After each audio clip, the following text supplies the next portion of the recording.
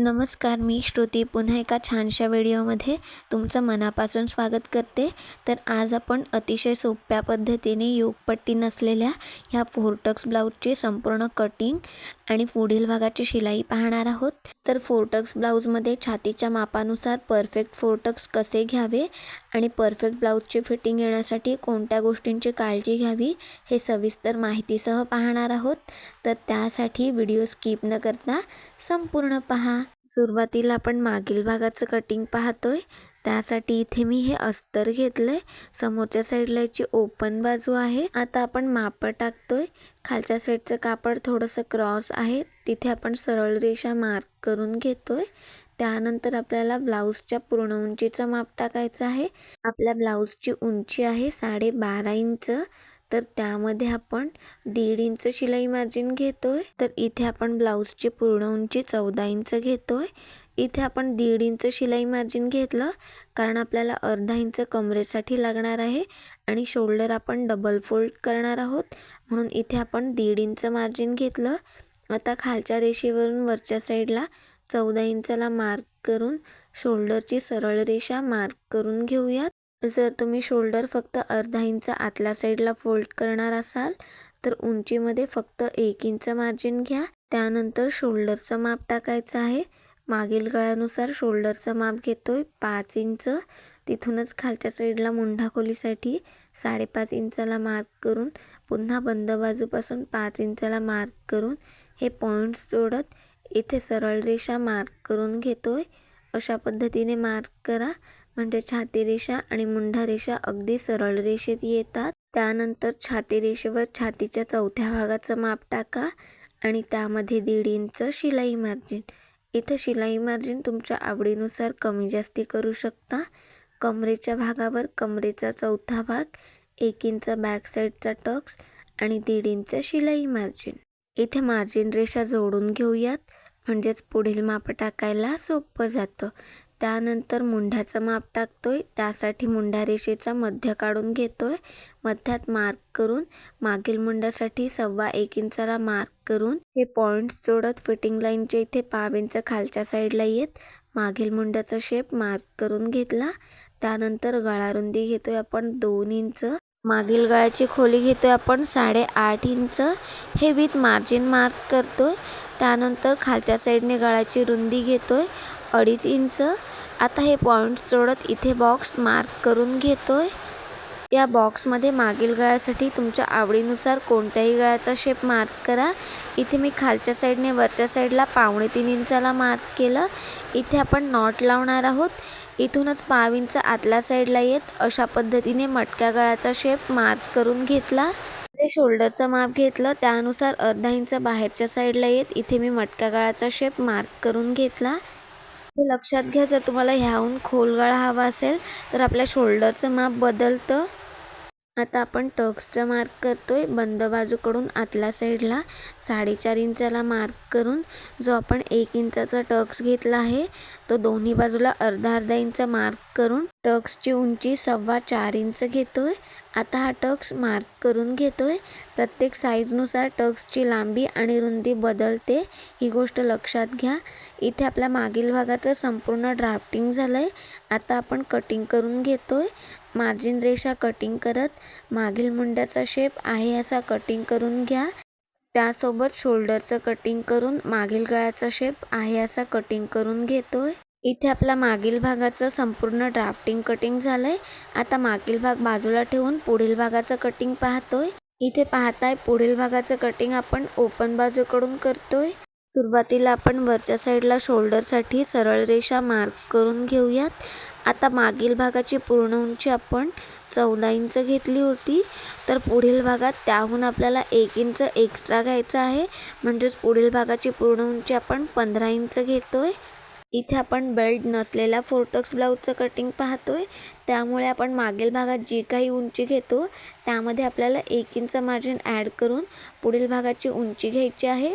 ही महत्त्वाची गोष्ट आहे, लक्षात घ्या। पुढील भागात आपल्याला आयहुक पट्टी जोडण्यासाठी 1.5 इंच मार्जिन लागणार आहे, तर ते ओपन बाजूकडून आपण वाढवून घेऊयात। पाव इंच इतपत मार्जिन सोडत ओपन बाजूकडे अशी सरळ रेषा मार्क करून घेतोय। आता पुढील भागाची मापं टाकताना हे पाव इंच मार्जिन सोडत पुढल्या साईडला मार्क करायचं आहे। जेवढं आपण मागील भागात शोल्डर आणि मुंड्याचं माप घेतलं ते आहे असे इथे मार्क करून घेतोय। शोल्डर घेतले आपण 5 इंच, मुंड्याची खोली घेतली 5.5 इंच। त्यानंतर छाती रेषेवर छातीच्या चौथ्या भागाचं माप टाका, कमरेच्या रेषेवर कमरेचा चौथा भाग आणि त्यामध्ये 1.5 इंच शिलाई मार्जिन।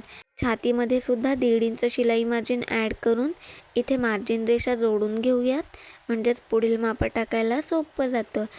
त्यानंतर मुंड्याचा मार्क करतोय। मुंडा रेषेचा मध्य काढून घ्या, मध्यातून बाहेरच्या साईडला 1.25 इंचाला मार्क करून हे पॉईंट्स जोडत फिटिंग लाईनच्या इथे पाव इंच खालच्या साईडला येत पुढील मुंड्याचा शेप मार्क करून घेतला। त्यानंतर जे आपण शोल्डरचं माप घेतलं होतं 2 इंच ते मार्क करून घेतोय। पुढील गळ्याची खोली घेतोय 6.5 इंच। पुन्हा मध्यातून बाहेरच्या साईडला 2 इंचाला मार्क करून हे पॉईंट्स जोडत इथे बॉक्स मार्क करून घेतोय। पुढील गळ्यासाठी तुमच्या आवडीनुसार कोणत्याही गळ्याचा शेप मार्क करून घ्या। मी इथं गोल गळ्याचा शेप मार्क करून घेतला। आता आपल्याला फोरटक्सचं मार्क करायचं आहे, तर परफेक्ट मापानुसार फोरटक्सचं मार्क कसं करावं ते पाहूयात। फोरटक्स ब्लाऊजमध्ये आपला महत्त्वाचा टक्स येतो कमरेच्या भागावर, तर तो कसा मार्क करावा ते पाहूयात। आपला छातीचा 12वा भाग येतो 3.2 इंच, त्यामध्ये आपल्याला अर्धा इंच मार्जिन ॲड करायचं आहे। त्यानुसार आयुक पट्टीच्या बाजूने कमरेच्या रेषेवर 3.7 इंचाला मार्क करून घेतोय। तिथूनच थोडा वरच्या साईडला 3.7 इंचाला मार्क करून इथे सरळ रेषा मार्क करून घेतोय। त्यानंतर मेन टक्समध्ये छातीनुसार किती अंतर घ्यावं ते पाहूयात। ह्या ब्लाऊजमध्ये आपल्या छाती आणि कमरेमध्ये फक्त 5 इंचाचं अंतर आहे, त्यानुसार आपण हा मेन टक्स 1.5 इंचाचा घेतोय। तर 1.5 इंचाला अशा पद्धतीने मध्यात फोल्ड करून जे 1.25 इंच अंतर येतं ते दोन्ही बाजूला आपण मार्क करून घेतोय। हे अंतर प्रत्येक छातीनुसार बदलत असतं। त्यानंतर 32 छातीनुसार टक्सची उंची घेतोय 4.5 इंच। आता हा टक्स मार्क करून घेतोय। फोरटक्स ब्लाऊजमध्ये हा मेन टक्स परफेक्ट येणं फार महत्त्वाचं आहे, कारण ह्या एका टक्सवरून उरलेले 3 टक्स मार्क करत असतो। आता जो आपण 1.5 इंचाचा टक्स घेतला आहे ते मार्जिन आपल्याला मार्जिन रेषेच्या पुढे वाढवून घ्यायचं आहे, नाहीतर मग आपला ब्लाऊज शिवण्यात कमी येतो। तर हे जे आपण 1.5 इंच मार्जिन घेतलंय ते कमरेच्या रेषेच्या पुढे मार्क करून त्यासोबत मुंड्यामध्ये सुद्धा अर्धा इंच मार्जिन वाढवून घ्यायचं आहे। हे मार्जिन आपण का वाढवून घेतलं ते आपण पुढे पाहणारच आहोत, तर व्हिडिओ स्किप न करता पहा। इथे आपण ही मार्जिन रेषा जोडून घेतली। त्यानंतर दुसरा टक्स मार्क करण्यासाठी शोल्डरच्या इथून आयुक पट्टीच्या बाजूला सरळ टेप ठेवून 10 इंचाला मार्क करून घेतोय। त्यानंतर मेन टक्सवरून आयुक पट्टीच्या बाजूकडे 1.5 इंचाला मार्क करून हा टक्स मार्क करून घेतोय। त्यानंतर तिसरा टक्स मार्क करण्यासाठी मेन टक्सवरून मुंड्याच्या बाजूला 2 इंचाला मार्क करून घेतोय। पुन्हा चौथा टक्स मार्क करण्यासाठी मेन टक्सवरून फिटिंग लाईनच्या बाजूला 2 इंचाला मार्क करून घेतोय। त्यानंतर फिटिंग लाईनच्या इथून वरच्या साईडला 3 इंचाला मार्क करून मुंड्याच्या इथून आतल्या साईडला अर्धा इंचाला मार्क करून हे दोन्ही टक्स आपण मार्क करून घेऊयात।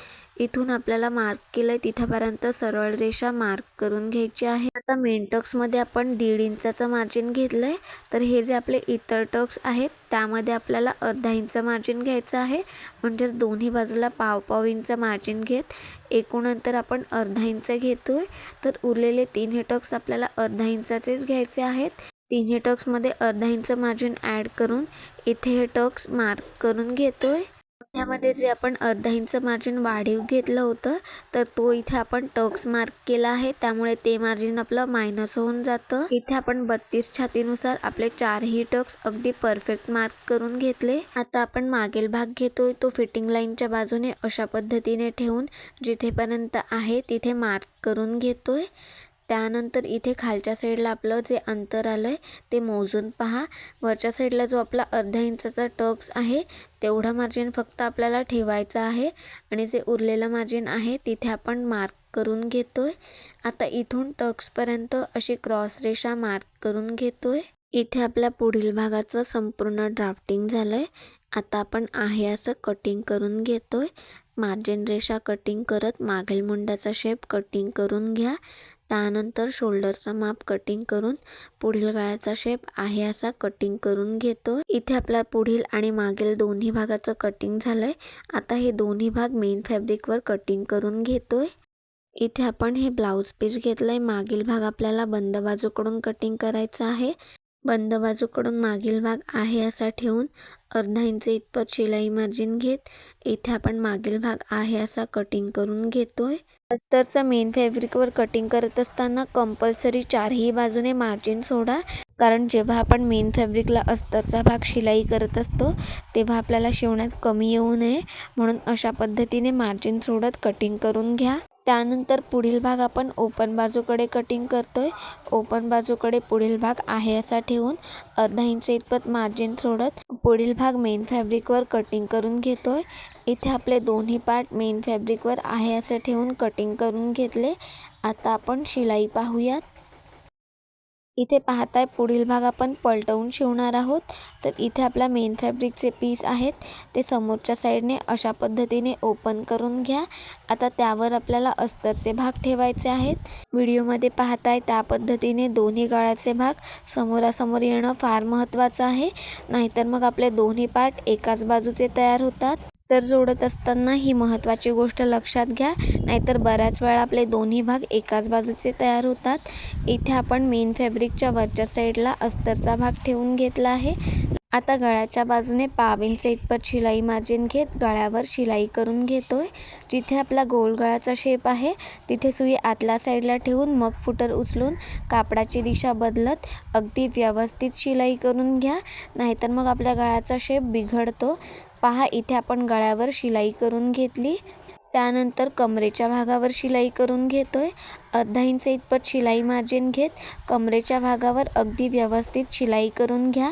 शिलाई करत असताना आपल्या कापडावर कुठे चुणे येणार नाही ह्याची काळजी घ्या. तुम्हाला जर अशा पद्धतीने डायरेक्ट शिलाई करायला जमत नसेल तर इथे टाचण्यांचा वापर करा. आता खालच्या साईडला जे एक्स्ट्राचं मेन फॅब्रिक आहे ते पाव इंच इतपत सोडत कटिंग करून घेतोय. त्यानंतर गळ्याच्या इथे जे एक्स्ट्राचं मेन फॅब्रिक आहे ते सुद्धा कटिंग करून घ्यायचं आहे. जिथे आपल्या गळ्याचा गोल शेप आहे तिथे छोटे छोटे कट्स देऊन घ्या, म्हणजेच आपल्या गळ्याचा शेप आहे असा परफेक्ट येतो. आता आपण अस्तरचा भाग आतल्या साईडला फोल्ड करत इथे पुढील भाग पलटवून घेतला. पहा, आता यावर आपण दाबटीप देऊन घेतोय. अशा पद्धतीने गळा पलटवल्यानंतर त्यावर दाबटीप देऊन घ्यायची, म्हणजेच गळ्याचा शेप आहे असा परफेक्ट येतो आणि तो फिटिंगला सुद्धा छान बसतो. पहा, इथे आपण संपूर्ण गळ्यावर दाबटीप देऊन घेतली. त्यानंतर कमरेच्या भागावर सुद्धा दाबटीप देऊन घेतोय. अशा पद्धतीने ब्लाऊज पलटवल्यामुळे आपला बराचसा वेळ वाचतो. त्याशिवाय कमरेला आणि गळ्याला एक्स्ट्रा पट्टी लावण्याची सुद्धा गरज लागत नाही. इथे पाहताय आपण कमरेच्या भागावर सुद्धा दाबटीप देऊन घेतली. आता मेन फॅब्रिकला अस्तरचा भाग शिलाई करून घेऊयात. मेन फॅब्रिकला अस्तरचा भाग शिलाई करत असताना कापडावर कुठे चुण्या येणार नाही ह्याची काळजी घ्या. तुम्हाला जर अशा पद्धतीने डायरेक्ट जमत नसेल तर टाचण्यांचा वापर करा. हाताच्या तळव्याचा वापर करत इथे आपण अगदी व्यवस्थित मेन फॅब्रिकला अस्तरचा भाग शिलाई करून घेतोय. त्यानंतर जे एक्स्ट्राचं मेन फॅब्रिक आहे ते अस्तरच्या आकारानुसार कोणतंही मार्जिन न सोडता आहे असं कटिंग करून घ्या. त्यानंतर जे आपण टक्स मार्क केले आहेत ते आहे असे शिलाई करून घ्यायचे आहेत. पहा, इथे मी टक्सच्या मध्यात अशा पद्धतीने कापड फोल्ड करून घेते. आता त्यावर आपण शिलाई करून घेतोय. इथं लक्षात घ्या, जेव्हा आपलं अस्तरचं ब्लाऊज असतं तेव्हा टक्स मार्क करत असताना आपले जे दोन्ही कापड आहेत अस्तर आणि मेन फॅब्रिक हे दोन्ही अगदी व्यवस्थित येतील ह्याची काळजी घ्या, नाहीतर मग बऱ्याच वेळा आपण फक्त अस्तरवर शिलाई करतो आणि आपलं मेन फॅब्रिक आहे असं बाहेरच्या साईडला राहतं. त्यामुळे ह्या गोष्टीची काळजी घ्या. त्यासोबत टक्स मार्क करताना 4 नंबरची शिलाई घ्यायची आणि टक्सला नेहमी डबल शिलाई करायची. इथं पाहताय मी कशा पद्धतीने शिलाई करते. आपल्या टक्सपर्यंत शिलाई करून झाल्यानंतर टक्सचा जो शेवटचा भाग आहे तिथे एकदम बाहेरपर्यंत शिलाई करा. त्यानंतर तिथूनच लगेच कापडाची दिशा बदलत त्यावर आपण डबल शिलाई करून घेतोय. व्हिडिओमध्ये पाहताय त्या पद्धतीने, नाहीतर मग आपल्या टक्सला पुढल्या साईडला फुगा येतो. त्यामुळे ह्या गोष्टीची काळजी घ्या. इथे आपण 4ही टक्स अगदी फिनिशिंग सोबत शिलाई करून घेतले। इथे आपल्या ब्लाऊजची शिलाई झाली आहे। याच पद्धतीने दुसरा पार्ट सुद्धा शिलाई करून घ्या। इथे पाहताय आपला ब्लाऊजचा पफ अगदी परफेक्ट आला आहे, त्यामुळे ब्लाऊज फिटिंगला सुद्धा अगदी परफेक्ट बसतो।